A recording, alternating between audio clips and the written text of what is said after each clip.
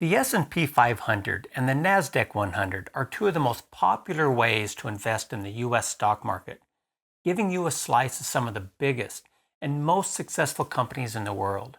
But they take very different approaches. The Nasdaq-100 is heavily tech-weighted and growth-focused, while the S&P 500 spreads risk across 500 diverse companies.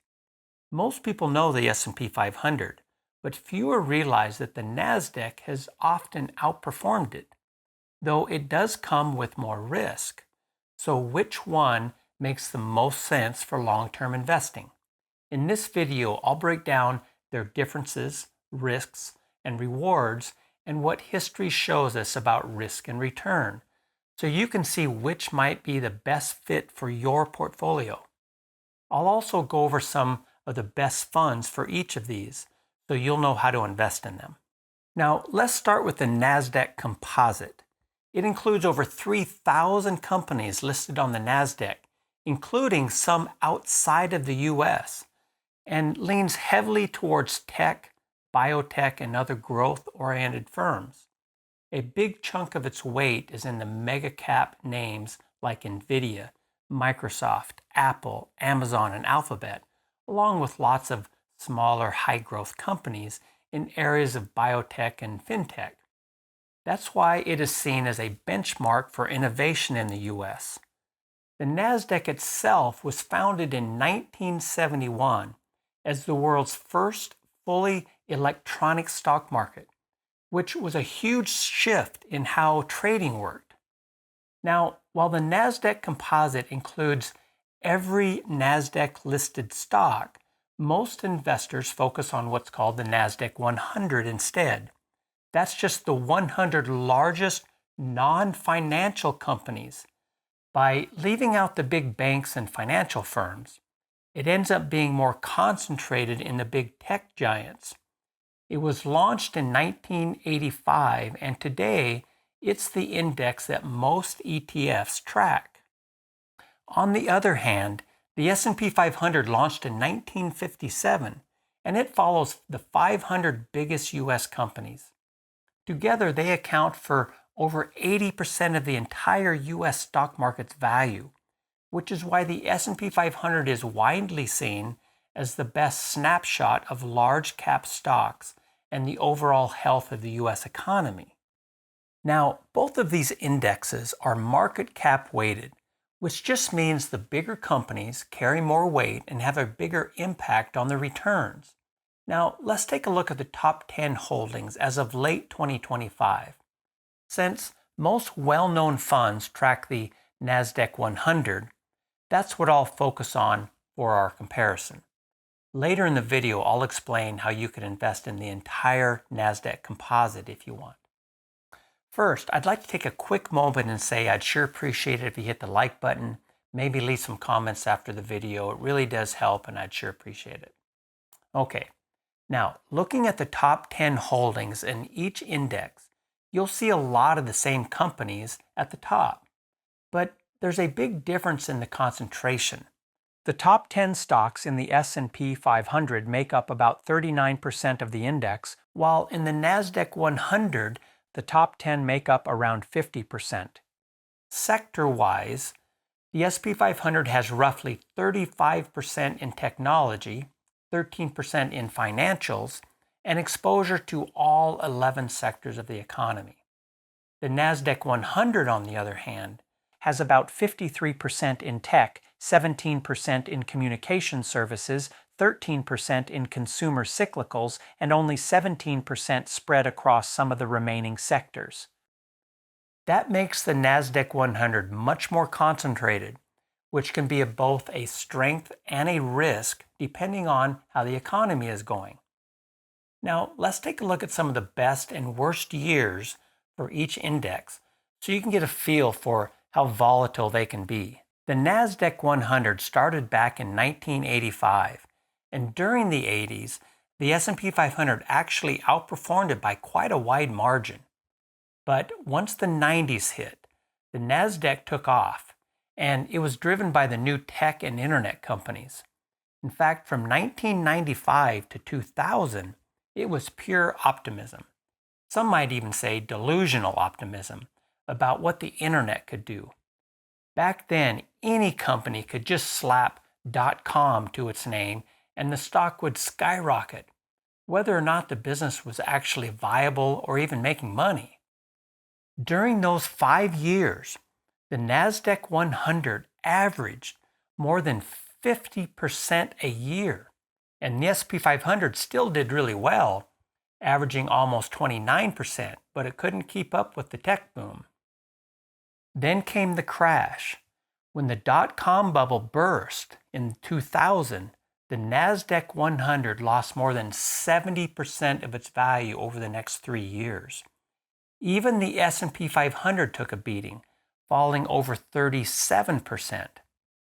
And here's the tough part. If something drops 70%, it's got to climb back 233% just to break even. Because of that massive hole, it took the Nasdaq-100 around 12 years to finally recover off of the bottom to its pre-crash high, while the S&P 500 bounced back in about 4 years. After that, the two other really tough stretches for both indexes were in 2008 and 2022. In 2008, the Nasdaq-100 dropped 42%, and the S&P 500 fell 37%. In 2022, the Nasdaq-100 slid 33%, while the S&P 500 was down about 18%. Since the housing crisis in 2008, we've basically been in one long bull market. But a lot of that has been driven by e-commerce, cloud computing, remote work, and now artificial intelligence. And because of that, the Nasdaq has once again outperformed the S&P 500. That gap has only grown since post-COVID boom starting in 2020. Just look at these returns for the Nasdaq-100 compared to the S&P 500.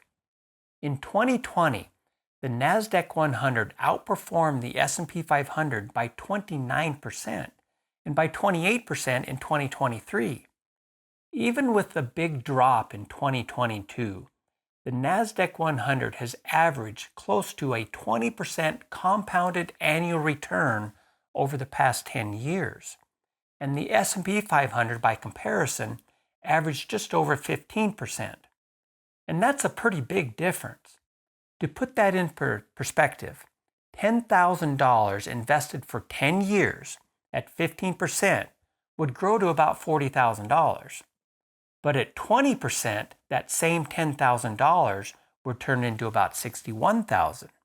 Now, if we zoom out to a longer time frame, we can look at the ETF QQQ.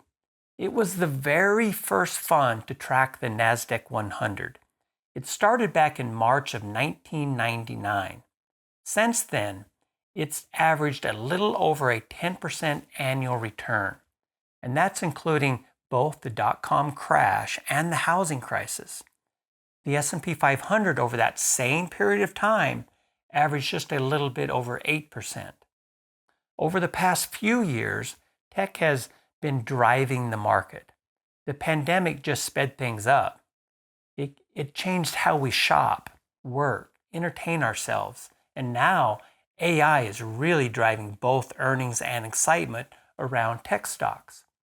That's part of why the Nasdaq-100, which leans heavily towards technology and innovation, has done so well recently. But that growth comes with a catch: more volatility. When the economy is strong, it can soar, but when it dips, the drops can be sharp. For investors who are not comfortable with that kind of roller coaster ride, it can be really stressful. Emotions drive most of the biggest investing mistakes people make.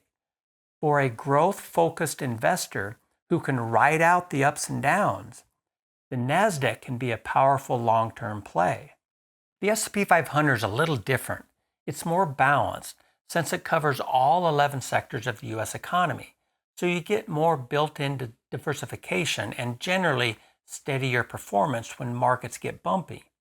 It also has more dividend-paying companies, which means you get a bit more income on top of the growth. The trade-off, though, while the S&P 500 tends to be more stable, it usually doesn't keep up with the Nasdaq during those big tech rallies. At the end of the day, there's really no single best choice. It really comes down to your goals and how much risk you're comfortable taking. The Nasdaq can deliver incredible long-term growth, but it also comes with bigger ups and downs, which can be really stressful and lead to emotional mistakes. With the higher potential rewards comes higher risk. There's always that trade-off when it comes to investing. Some investors lean into the Nasdaq for growth. Others stick with the S&P 500 for stability. And a lot of people just hold both to find a balance between growth and diversification. When it comes to ETFs, QQQ was the first to track the Nasdaq-100, though some people prefer QQQM because its share price is a lot lower. If you're interested in the broader Nasdaq composite, you could look at the ETF 1Q or Fidelity's mutual fund FNCMX. For the S&P 500, popular ETFs include VOO, IVV, SPY, and SPYM. SPYM is a good option if you want one with a more affordable share price. If you're looking for a growth tilt, check out a growth-focused S&P 500 ETF like SPYG, VOOG, IVW, VUG, and SCHG.